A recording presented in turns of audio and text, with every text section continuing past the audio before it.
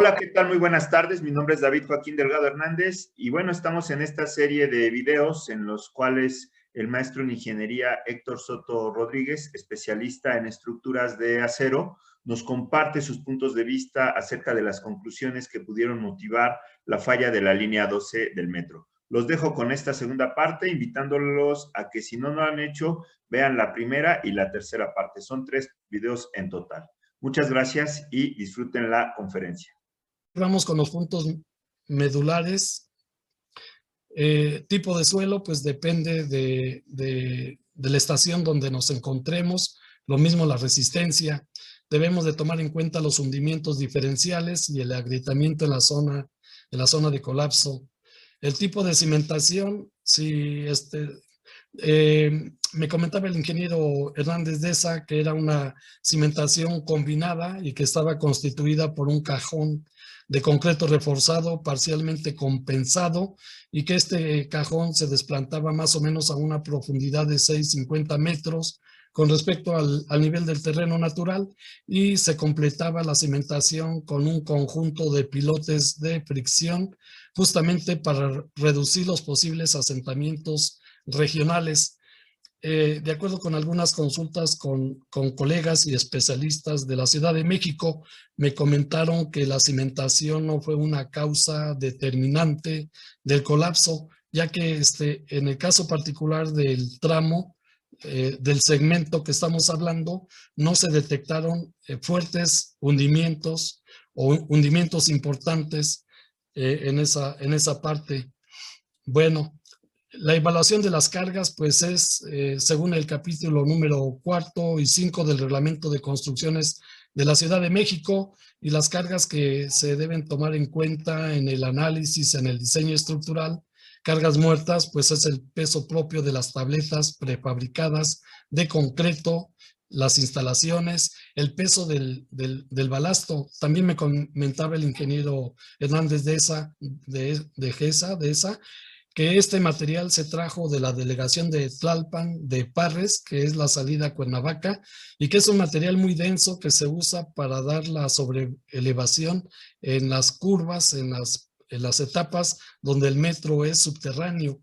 Pues este balasto casi tiene el mismo peso volumétrico, me comentaba, que el concreto casi reforzado, 2,300 kilos por metro cúbico, y el volumen de balasto en algunas estaciones es bastante generoso. El peso de los rieles, pues hay que especificar aquí, de acuerdo con sus características.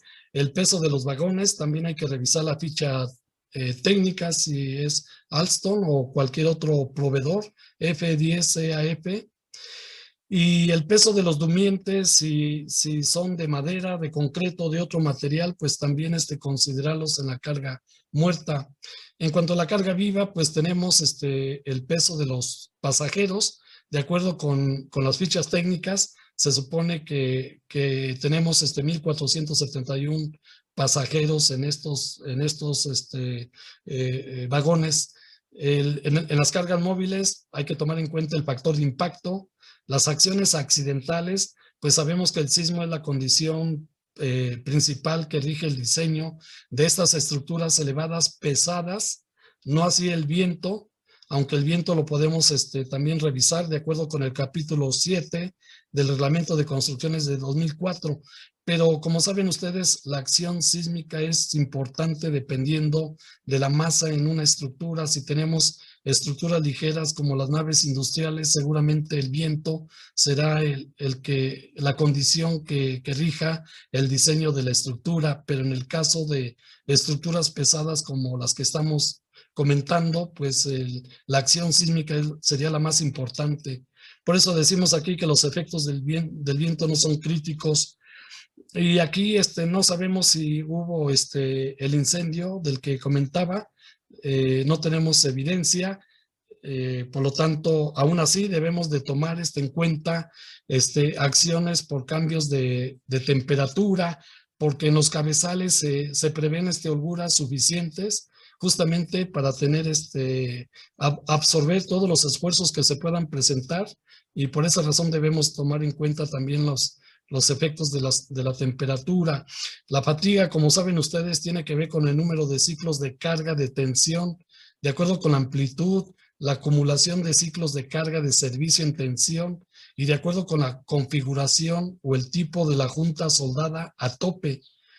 No sé si en el diseño estructural justamente se hizo un diseño por fatiga de la junta soldada a tope, particularmente de la conexión soldada de la viga secundaria diagonal a la trave o a la viga principal. El fenómeno de vibraciones armónicas, hay que hacer un estudio muy especializado. La fuerza de frenado, también nos comentaba el ingeniero Hernández de ESA que hay un efecto que le llama arrastre y que ocurrió posiblemente en el empalme soldado por la pendiente relativamente, sobre todo cuando la pendiente es muy fuerte, los empalmes soldados quedan sujetos a estas fuerzas de arrastre durante el frenado de los vagones. Entonces aquí también no sabemos si este efecto se tomó en consideración. Por esa razón, lo que corresponde a la fatiga, a las vibraciones armónicas, le damos un nivel de importancia alto, nivel de importancia alto. Las columnas de concreto reforzado, vamos a hablar un poquito de cada componente estructural. Pues hay que conocer las cargas en la columna. ¿Cuál es el modo en que trabaja una columna? Pues sabemos que trabaja en la flexocompresión uniaxial o biaxial. La sección transversal de la columna es circular. ¿Cuál es su relación de esbeltez? Supongo que tiene una relación de esbeltez entre una columna corta y columna intermedia por la sección de la columna. ¿Cuál es la cuantía de acero que debemos dotar a esta sección transversal? ¿Cuál es el acero longitudinal? ¿Cuáles son las características de este acero? ¿Cuáles son las características del acero transversal, que son los estribos, y cuáles son las separaciones? Les comentaba que en algunas columnas reportaron que la separación de estribos superaba 60 centímetros. ¿Cuáles son los recubrimientos? Hay que ver hay que revisar el diseño estructural, hay que ver el detallado en planos, y se hicieron en los recorridos de ustedes, hicieron mediciones de desplomes y de deformaciones también. El nivel de importancia en el colapso le pusimos medio. La razón es que esta columna forma parte del sistema estructural que hemos comentado, que es péndulo invertido.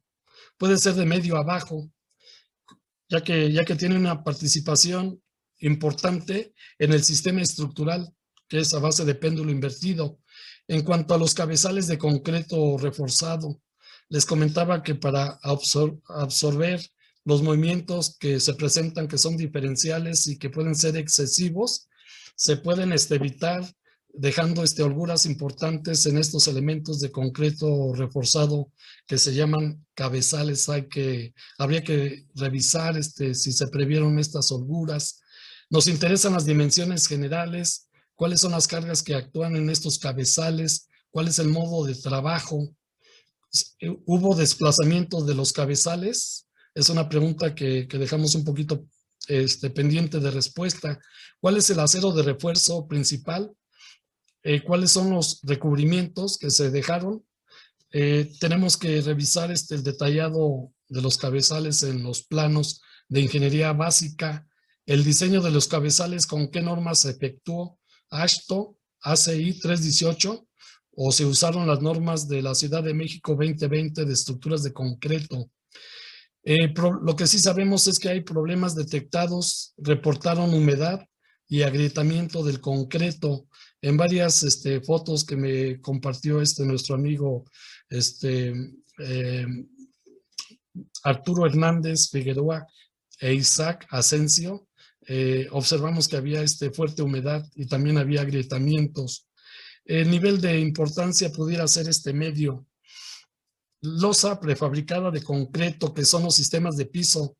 Aquí voy a comentar algo que seguramente el ingeniero Mario Uñate, que ya se integró con nosotros, estará de acuerdo conmigo. Bueno, pues aquí tenemos la estructura de la calzada.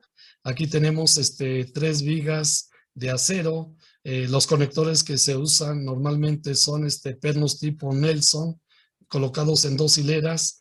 simétricamente.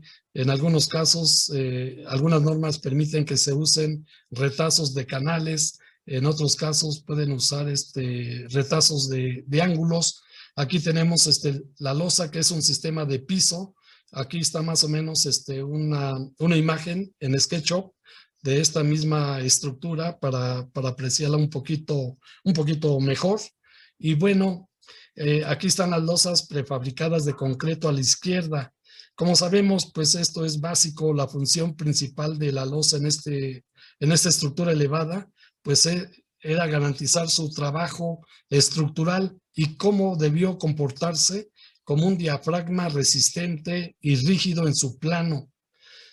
Sobre estas tabletas se debe colocar el balasto, se colocan los durmientes y las instalaciones y el sistema de rieles por los cuales van a circular los vagones del metro. Entonces aquí una observación importante de mi parte es que estos sistemas de piso no garantizaron el trabajo del diafragma rígido y resistente que se exige en muchos sistemas de piso, de losas, especialmente en zonas sísmicas. En este caso se usaron losas prefabricadas en vez de losas macizas de concreto reforzado para que trabajaran en sección compuesta. Yo no tengo información cómo se hizo la conexión de las tabletas prefabricadas con las vigas de acero. Posiblemente y casi estamos seguros que sí se colocaron algunos elementos de anclaje, porque eso ayudó a evitar el deslizamiento relativo entre las tabletas y las vigas de acero. De lo que sí no estoy totalmente seguro es de que hubo acción compuesta, concreto reforzado o concreto prefabricado y acero estructural. En las losas también se detectó fuerte humedad, y aquí el nivel de importancia también pudiera ser medio o bajo. En cuanto a los apoyos, bueno, pues aquí vemos cómo se separaron los extremos de la viga de acero de los apoyos de neopreno, que se localizan más o menos aquí en esta parte de los cabezales. Y esta es la imagen que les decía que le dio la vuelta al mundo. Yo no, como decía, no cuento con la información técnica, no tengo planos de ingeniería básica, de ingeniería estructural, y los apoyos que son de neopreno se tienen que detallar y tienen características particulares y un detallado también muy específico. Normalmente son una serie de placas de acero. En este caso es un apoyo para vigas de concreto. Aquí se ve el eje de la nervadura, y las placas de neopreno en este caso son 24 por 48 por 1.3. Otra propiedad importante de los apoyos de neopreno es su dureza, que se conoce como Shore, y en este caso es 60. Bueno, no tenemos información, solamente sabemos que se deben detallar correctamente. Aquí están sus propiedades, y lo que se detectó también fue problemas de humedad. Aún así, pues no podemos asignarle un nivel de importancia alto a estos apoyos de neopreno. Le pusimos apoyo bajo, porque pues la viga de acero, el extremo de la viga de acero se separó cuando ocurre el colapso. Ahora vamos a hablar justamente de las vigas fabricadas, que tienen una importancia alta. Nosotros, cuando hacemos un predimensionamiento de una trave fabricada con 3 placas soldadas, pues aplicamos estas reglas de predimensionamiento que les enseño a los muchachos de ingeniería y de arquitectura. Aquí faltó una raya, perdón. El peralte de una trave, pues es el claro a salvar entre 20. Si el claro de la viga es de 25 metros y aplicáramos esta regla empírica sencilla, el peralte de la trave resultaría de 1.25. Por ahí con Arturo Hernández platicábamos una vez que eran del orden de 1.40, si no mal recuerdo. Bueno, pues si conocemos el peralte en función del claro a salvar, conocemos el ancho de los patines, normalmente en una viga, para que trabaje eficientemente a flexión. una recomendación es que el ancho de patines sea la mitad del peralte. Y luego establecemos el peralte, el grueso del alma, y los patines normalmente en estos elementos son un 60-70% más gruesos que las placas verticales. Y una vez que predimensionamos esta viga, pues ahora hay que definir las soldaduras de filete, que son las que van a unir las placas horizontales, que son los patines, con la placa vertical que se llama alma. Y aquí tenemos la indicación de la soldadura. Para tener esta sección armada, debemos colocar 2 cordones longitudinales a cada lado del alma, que son totalmente continuos, con un tamaño de pierna. El mínimo lo establece el espesor más delgado de las placas que estamos uniendo. Si aquí vamos a unir patines que estamos suponiendo que son de 1 pulgada, 1/4, con el alma que es de 1 pulgada, entramos a las normas técnicas complementarias con el espesor menor, que es 25, y hay una tabla que nos especifica rápidamente cuál es el tamaño mínimo de la soldadura de filete. Tenemos una soldadura mínima y podemos establecer una soldadura de piernas de tamaño máxima, y el ingeniero estructurista, de acuerdo con su experiencia, propone el tamaño de pierna más conveniente para garantizar estas soldaduras, que clasifican a la sección como sección compacta para diseño sísmico. Entonces eso es muy importante, garantizar también la eficiencia de esta soldadura. Por ejemplo, esto no lo comenté con Arturo ni con Edgar Mendoza. Yo no puedo afirmar, pero se recomienda que las vigas o las armaduras que salvan claros importantes en taller se les dé una contraflecha, para que después, cuando se apliquen las cargas, este elemento quede en su posición horizontal. Ignoro si se aplicó una contraflecha a las traves armadas. Y una parte del diseño consiste en verificar el pandeo local, tanto de los patines como del alma. Entramos a la norma, la tabla 2.1, y aquí nos dice patines de secciones sí, y acá nos dice almas en flexión. Y para que no ocurra pandeo local, debemos limitar nuestras relaciones ancho-grueso a estos valores. Y estos valores ya están calculados para el acero A36, porque hace rato alguien preguntaba cuál era el tipo de acero con el que se fabricó la trave, y estoy muy seguro que fue el A36, que es el acero de batalla en 80 años en México. Si no damos dimensiones adecuadas a la trave, podemos clasificar la sección tipo 3, que sería una sección no compacta, y después siguen las esbeltas, y que son secciones que son propensas a los fenómenos de pandeo local. Por esa razón, en el diseño estructural, el ingeniero puede controlar los fenómenos de pandeo local, diseñando la trave armada con placas que tengan suficientes relaciones ancho-grueso y que no excedan estos valores, para que se puedan usar en diseño sísmico. Y bueno, aquí está lo que les decía, el tamaño de las soldaduras. En el manual del IMCA es la tabla J24, en el manual americano del ISC también. Y en esa tabla encontramos rápidamente el tamaño de la soldadura de filete. Como es una trave armada, vimos que está provista de atiezadores transversales, y también por ahí había un atiezador longitudinal.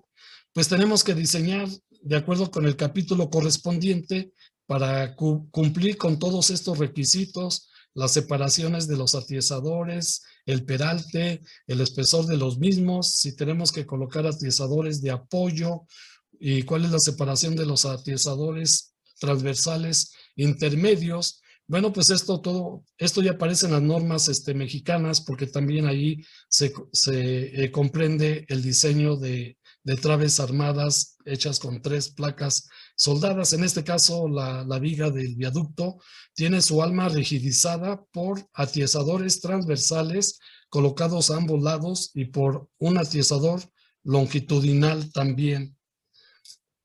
En cuanto a las vigas de acero, aquí está el tipo de acero: FY 2530, FU 4080.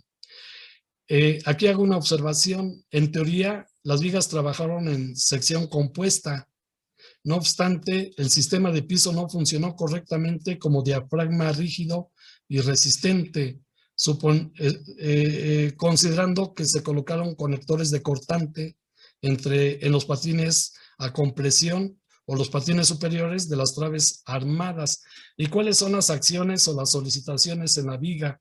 Preponderantemente la flexión, el cortante, en este caso hubo torsión que transmite la viga secundaria diagonal, y otros modos de falla que también tenemos que investigar que prácticamente no se hace, pero hay que hacerlo, es la flexión local de los patines, el flujo plástico local del alma, el abollamiento local del alma que se llama crippling, el pandeo del alma con desplazamiento lateral y el pandeo por compresión del alma, aparte de hacer una revisión por flexión, por cortante, por flecha, por torsión, debemos incluir estas revisiones. Y bueno, aquí está, esto es básico, como sabemos. Yo tengo aquí una viga que soporta las tabletas prefabricadas de concreto. Si no hay algún anclaje mecánico, pues la tableta se va a deslizar sobre la viga de acero. Y si nosotros tenemos algún elemento de sujeción, algún conector, pues vamos a hacer que la viga de acero con la losa prefabricada o la losa de concreto trabajen conjuntamente como en acción compuesta, y aquí no se logra esa unión, de manera que en una distribución de esfuerzos, la losa tiene su propia distribución de esfuerzos y la viga tiene su propia distribución de esfuerzos. Si ligamos los dos materiales, tendremos una sola distribución de esfuerzos y el eje neutro se va a levantar por la presencia de la losa que está unida al sistema de piso. Nuestros colegas, a los que voy a agradecer al final de la charla, nuestros colegas nos comparten estas imágenes. Aquí se ven justamente los atizadores transversales y observen ustedes que aquí donde pasa el atizador longitudinal se ve una deformación local importante. Y por acá se ve fracturas en las losas de piso. La foto no nos permite, pero aquí se ve la humedad, la corrosión. Pero vean ustedes estos fenómenos de pandeo en los atizadores porque no tienen la rigidez suficiente. La rigidez en una estructura de acero se da justamente con inercia, incrementando los espesores de los elementos de rigidez. La flecha permisible de la viga, pues hay dos criterios. El americano, uno nos indica que es el claro sobre 1000, el otro, el Ashton, nos dice que es el claro entre 800. Si tomamos que es un poquito más, el segundo es más conservador, y estamos hablando de una deflexión de 2.5. Les comentaba que ignoramos si hay contraflecha, porque no tenemos evidentemente los planos estructurales y tampoco tenemos los planos de taller o de fabricación y de montaje para ver si se había indicado la contraflecha. Lo que sí sabíamos es que la viga ya tenía una deformación existente que posiblemente rebasó la deformación permisible. Las vibraciones armónicas fueron importantes, más la fatiga, y le estamos dando un nivel de importancia en el colapso, en este caso alto, por el fenómeno de la fatiga, por las deformaciones existentes, por la torsión que induce la viga secundaria diagonal y por la posición del empalme soldado, que es erróneo en el centro del claro. Por todos estos